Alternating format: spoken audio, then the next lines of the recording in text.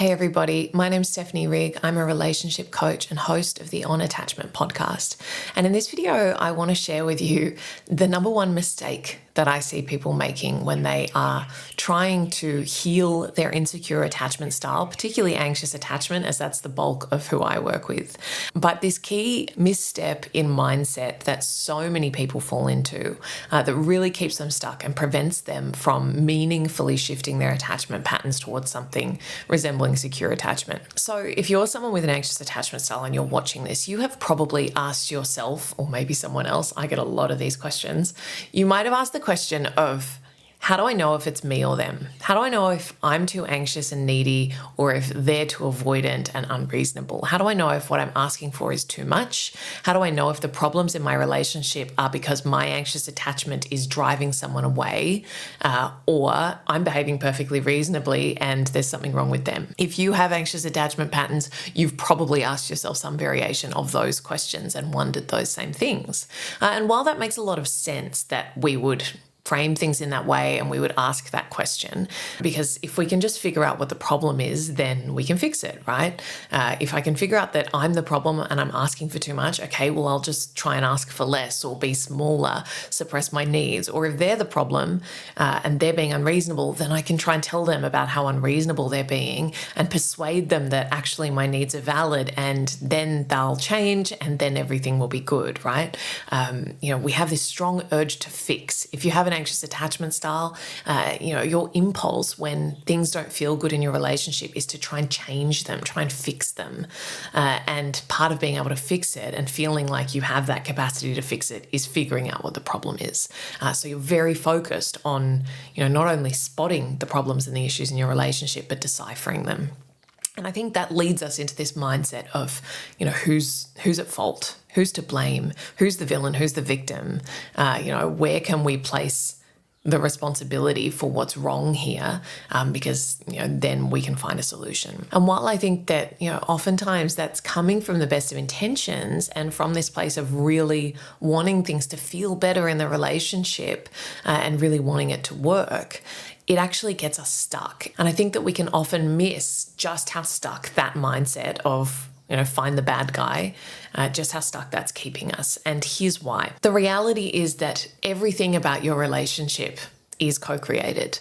So even if you think that the other person is the problem, in that if only they changed X, Y, Z thing, then everything would be better, you are still playing a really significant role in the creation of the status quo in your relationship. I promise you. As much as you might feel like an expert in all of the ways that they are doing things wrong and making mistakes and blocking growth and blocking connection, you too have a role to play in that. And I'm sure that they are similarly an expert on all of your shortcomings. Such is the nature of, the way we experience relationships. We have such a strong bias towards, our way and our experience and our perception being right and true. And as much as it is valid in that it is real for us, the other person has their own very real and true experience that may be wildly different to yours. So if you want to heal your insecure attachment, if you are serious about making that change, it is essential that you release this mindset of trying to figure out who is at fault and instead step outside of that altogether and look at your relationship and the problems that exist there, the patterns that exist there, as co-created. And the patterns being the thing that are dysfunctional. A pattern in the context of a relationship, it takes two to tango. It's a system.